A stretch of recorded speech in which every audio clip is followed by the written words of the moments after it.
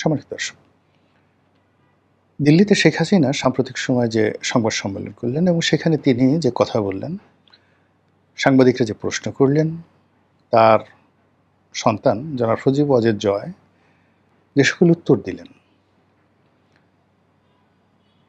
তাতে করে একটা বিষয় স্পষ্ট, আওয়ামী লীগ কোনো অবস্থাতেই জুলাই এবং আগস্টের যে কর্মকাণ্ড, সেই কর্মকাণ্ডের জন্য অনুশোচনা অনুভব করবে না, তারা ক্ষমা চাইবে না। এখন এই যে তাদের যে দৃঢ়তা, এই দৃঢ়তার নিয়ে তারা কি রাজনীতিতে টিকতে পারবেন কিনা, সাস্টেন করতে পারবেন কিনা এবং এই রাজনীতি তাদের জন্য ফলপ্রসূ হবে কিনা, এই বিষয়গুলো নিয়ে আলোচনা করব। তার আগে রাজনীতিতে ক্ষমা চাওয়া, ক্ষমা করে দেওয়া, এগুলো নিয়ে কিছু কথা বলা আবশ্যক। রাজনীতিতে আসলে ক্ষমা করা যায় না, ক্ষমা করা উচিত হয় না। যারা বিভিন্ন সময় অপরাধীদেরকে ক্ষমা করেছেন, এমনকি বন্ধুদের বিশ্বাসঘাতকতাকে যারা ক্ষমা করেছেন, প্রায় বেশিরভাগ ক্ষেত্রে ঐতিহাসিকভাবে সত্য, তারা তাদের দ্বারাই ক্ষতিগ্রস্ত হয়েছেন। খন্দকার মোশতাক বলেন কিংবা মীর জাফর বলেন, অথবা ইতিহাসের অন্য যে সকল ট্রেটর রয়েছেন, ইনক্লুডিং আবু জেহেল, প্রায় সবাই বিভিন্ন সময়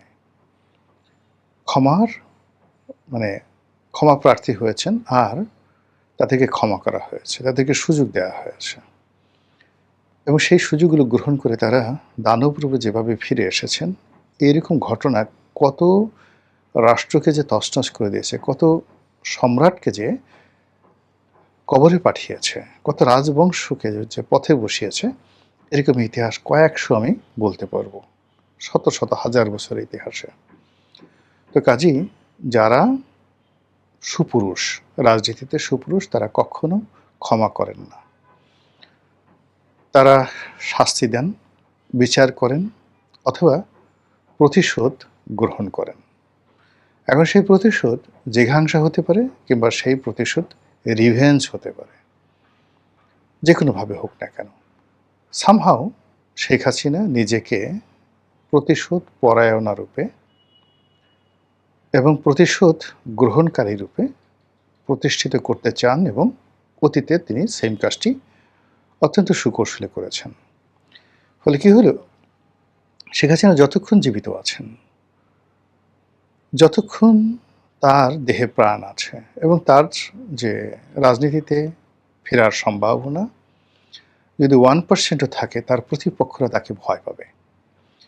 আপনি চিন্তা করুন যে আমরা যে সবসময় রাষ্ট্রকে ভয় পাই বা রাষ্ট্র ক্ষমতাকে ভয় পাই, নট লাইক দ্যাট। আমরা গডফাদারকে ভয় পাই, মুরগি মিলনকে ভয় পাই, টোকাই সাগরকে ভয় পাই, আমরা আন্ডারওয়ার্ল্ডের দাউদ ইব্রাহিমকে ভয় পাই, হাজি মস্তানকে ভয় পাই। এইভাবে আমরা ভূত প্রেত আরও অনেককে ভয় পাই, জিনকে আমরা ভয় পাই। তাহলে শেখ হাসিনার যে ক্ষমতাটা, সেই ক্ষমতাটার কয়েকটি অংশ আছে। একটি অংশ হলো তার নিজের একেবারে বুদ্ধি, মেধা, প্রজ্ঞা, যোগ্যতা, আত্মীয় স্বজন মিলে, এটার একটা বলয়। 2 নম্বর হলো তার লক্ষ লক্ষ নয়, কোটি কোটি নেতাকর্মী, যাদেরকে তিনি গড়ে তুলেছেন। এদের মাধ্যমে তিনি বাসে আগুন দিতে পারেন, এদের মাধ্যমে কারো বাড়িতে তিনি যে কোনো অকারেন্স ঘটিয়ে দিতে পারেন, এদের মাধ্যমে তিনি কাউকে একেবারে ক্ষমতা না থেকেও গুম করতে পারেন, কারো অঙ্গহানি ঘটিয়ে দিতে পারেন, কারো পায়ের রগ কেটে দিতে পারেন ক্ষমতায় না থেকে এবং দেশের বাইরে থেকে। এখন আপনি চিন্তা করুন, একজন সন্ত্রাসী, সে জিসান বাহিনী হোক বা টিসান বাহিনী হোক, সে যদি জেলখানাতে বসে সন্ত্রাসের রাজত্ব কায়েম করতে পারেন, সে যদি দুবাইতে বসে, কলকাতাতে বসে সুব্রত বাইন যদি বাংলাদেশে অপরাধের একটা নেটওয়ার্কে গড়ে তুলতে পারেন, তা সেক্ষেত্রে যেটিকে আমরা পলিটিক্যাল ভায়োলেন্স বলি, সেই পলিটিক্যাল ভায়োলেন্স শেখ হাসিনা ঘটাতে পারেন। তার যখন একটা রাজনীতিতে ফেরার ইচ্ছা থাকবে, তখন তিনি এক ধরনের ভায়োলেন্স করবেন, আর যখন তিনি দেখবেন যে তার সমস্ত সম্ভাবনা বন্ধ হয়ে গেছে, তখন তিনি তার প্রতিপক্ষকে আক্রমণ করার জন্য তিনি সর্বোচ্চ শক্তি ব্যবহার করবেন, চারু মজুমদারের নকশাল অথবা সিরাজ শিকদারের সর্বহারা পার্টির মতো। এবং এই কারণে কি হলো, তার যারা প্রতিপক্ষ সবাই তাকে ভয় পাবে বা ভয় পাচ্ছে, অ্যাজ লং অ্যাজ মনে করা হচ্ছে সে জীবিত আছে বা তার প্রাণবায়ু আছে এবং সে এখনো পর্যন্ত একটা জায়গাতে টিকে আছে। ফলে যত হম্বিতম্বি হচ্ছে, ধরে আনবো, তারপর শেষে তার বিচার করব, ফাঁসিতে লটকাবো, এই কথাগুলো মূলত ভয়ের বহিঃপ্রকাশ। মানুষ যখন খুব ভয় পায় তখন চিৎকার চেঁচামেচি করে, নিজের মানে বুকে নিজে থাপ্পড় দিয়ে দেখায় আমি অনেক শক্তিশালী। নিয়ন্ত্রণহীন ভয়ের কারণে মানুষ এই কাজগুলো করে থাকে। কাজী শেখ হাসিনাকে নিয়ে তাদের যারা প্রতিপক্ষ তাদের ভয় না পাওয়ার কোনো কারণ নেই, এবং এটা শেখ হাসিনা খুব ভালো করে জানেন। আর এই কারণে তিনি বারবার সেজে গুজে বেশ প্র্যাকটিস করে আমাদেরকে ভয় দেখানোর জন্য নানা রকম ছলচাতুরি ছলাকলা তিনি করছেন। এই গেল এক। 2 নম্বর হলো যে রাজনীতিতে যে ক্ষমা, এই ক্ষমার ভালো নজির যেভাবে নেই অতীতে, আমাদের বাংলাদেশে বঙ্গবন্ধু ক্ষমা করেছিলেন এবং সেই তার ক্ষমার কারণে তাকে জীবন দিয়ে সেটা নিষ্পত্তি করতে হয়েছে। জিয়াউর রহমানও কাউকে কাউকে ক্ষমা করেছিলেন। তিনি নির্ঘাত জানতেন যে তারা তার শত্রু, কিন্তু সেই শত্রুর সাথে তিনি মিত্রতা করার চেষ্টা করেছিলেন, ফলে তাকে একেবারে মৃত্যুর দরজায় পৌঁছে দিয়েছিল। এ কারণে শেখ হাসিনা যে কাজটি, সেটা হলো সে কোনো অবস্থাতে শত্রুর সাথে মিত্রতা করতে চাচ্ছেন না।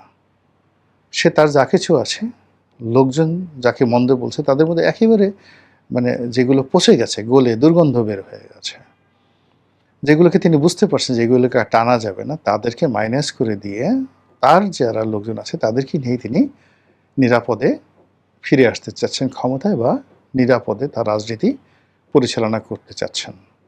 এটা হলো বাস্তব অবস্থা। এবং তারই প্রেক্ষিতে তিনি কোনো অনুশোচনা দেখাতে চাচ্ছেন না। ক্ষমা চাওয়া তো দূরের কথা, তিনি যে কোনো ভুল করেছেন সেই কথাটাও তিনি বলতে চাচ্ছেন না। এতে করে তার যারা প্রতিপক্ষ তাদের আতঙ্ক আরও বেড়ে যাচ্ছে, তাদের মেজাজ আরও গরম হয়ে যাচ্ছে। আপনি জানেন, যখন মানুষ মেজাজ গরম হয়ে যায় তখন সে কাঁপতে থাকে, ট্রাম্বলিং ইন ফিয়ার। খুব বেশি মেজাজ গরম দেখবেন অনেক বুড়া মানুষ, যুবক মানে বাচ্চা রাগ হয়ে লাল হয়ে যায়, তারপর গাল কাঁপতে থাকে, হাত কাঁপতে থাকে, থাপ্পড় দিতে চায় গালে, রাগের সাথে থাপ্পড় পড়ে যায় গলার উপরে। তারপর দেখা গেল যে লাথি দিতে চায়, কিন্তু লাথি পাই উঠে না রাগের সাথে। এরকম ঘটনা অহরহ আমাদের সমাজে ঘটে। তো সেক্ষেত্রে শেখ হাসিনা এবং তার যারা দলের লোকজন, তাদের কর্মকাণ্ড দ্বারা প্রতিটি মুহূর্তে, ইংরেজিতে আমরা যদি বলি নুইসেন্স, সেই নুইসেন্স তৈরি করা হচ্ছে। সেই নুইসেন্স তৈরি করে জামাত, আওয়ামী লীগ, এনসিপি, তাদের সবার মধ্যে অস্থিরতা তৈরি করা হচ্ছে, বিরক্তি তৈরি করা হচ্ছে, ক্রোধ তৈরি করা হচ্ছে, এবং দিন শেষে আতঙ্ক তৈরি করা হচ্ছে। এবং আপনারা জানেন যে গোয়েবলসের একটা বিখ্যাত সূত্র আছে। আপনার গোয়েবলস হলো হিটলারের যাকে বলা হয় প্রচারমন্ত্রী, ministry of communication and information.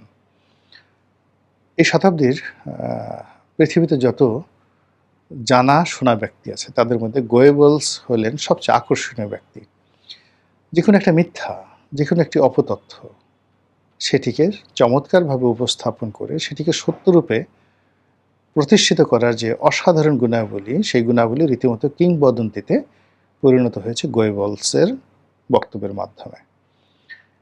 এই জন্য যখনই আমরা কাউকে কোনো মিথ্যা কথা বলতে দেখি তখন আমরা তাকে টিটকারি করে বলি এটা গোয়েবলসি ধারায় কথাবার্তা বলছে।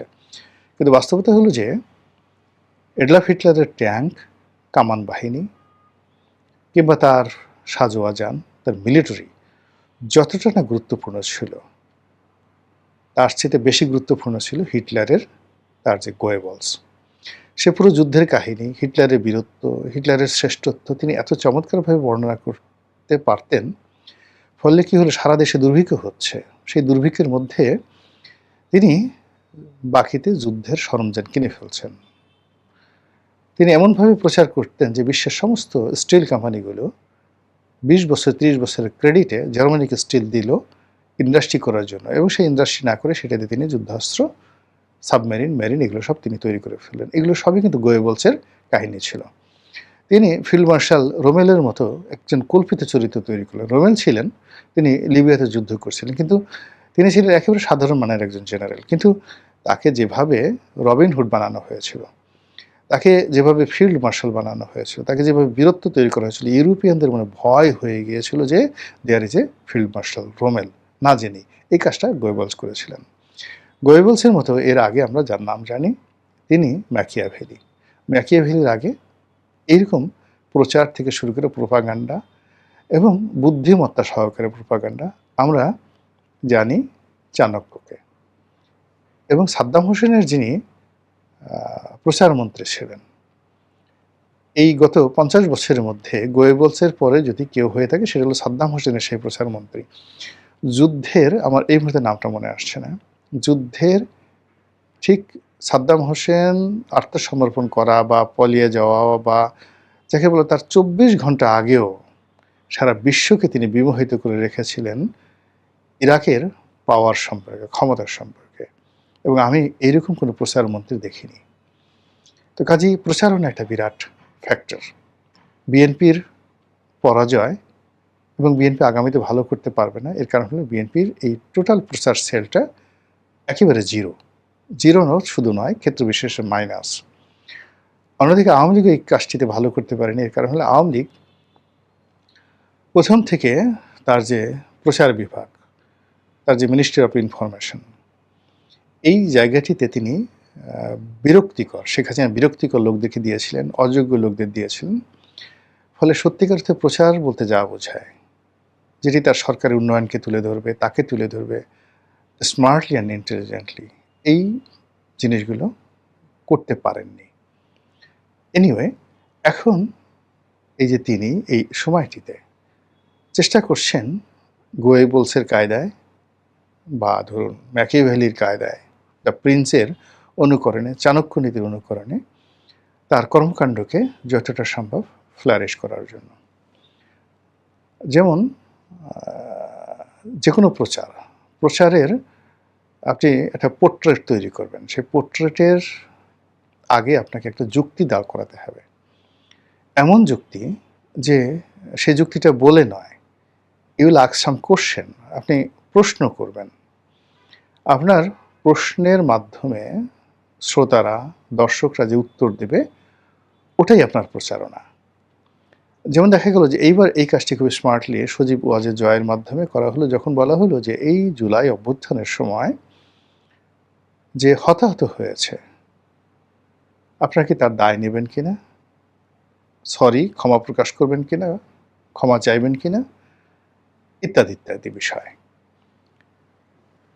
এই বিষয়টি যে তার এরকম একটা প্রশ্ন হবে বা প্রশ্ন করা হবে এবং এটার এগেনস্টে কি উত্তর দেওয়া হবে সেটা তাদের জানা ছিল এবং সেভাবে তারা প্রস্তুতি নিয়ে আসছেন। এবং দেখেন খুব ম্যাটিকুলাসলি সে যে উত্তরটা দিয়েছে, উত্তরটা হলো যে আমি কিভাবে ক্ষমা চাইব, অন হোয়াট বেসিস।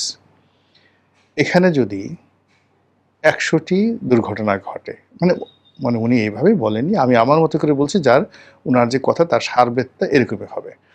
যেখানে 100টি ঘটনা বা 1000টির ঘটনা যদি ঘটে, তাহলে এই 1000টি ঘটনার মধ্যে একটি অংশ আমাদের নেতাকর্মীরা করেছে, একটি অংশ পুলিশ করেছে, একটি অংশ এখন যারা বিজয়ী আন্দোলনকারী তারা করেছে। এখন আন্দোলনকারীদের যে কর্মকাণ্ডগুলো, সেই আন্দোলনকারীদের কর্মকাণ্ডগুলো যদি নিরপরাধ হতো, তাদের যদি আত্মবিশ্বাস প্রবল থাকতো, তাহলে তাদের জন্য ইন্ডিমেনিটি দরকার হতো না। যেমন 1971 সালে মুক্তিযোদ্ধারা রাজাকারদের খুন করেছে, কাজেই মুক্তিযোদ্ধাদের বিরুদ্ধে কোনো রাজাকার মামলা করতে পারবে না, এই জন্য কোনো ইন্ডিমেনিটি করা হয়নি। কিন্তু এই জুলাই আগস্ট বিপ্লবে এমন কিছু ঘটেছে যে ঘটনার কারণে যাদেরকে ইন্ডিমেনিটি দেওয়া হয়েছে, ইট মিনস তারা একটি অপরাধকে আড়াল করতে চাচ্ছে, তারা বিচারের মুখোমুখি হতে চাচ্ছে না এবং বিচারের যে পথ এবং ক্ষমার যে পথ, এই পথটাকে তারা রুদ্ধ করে দিয়েছে।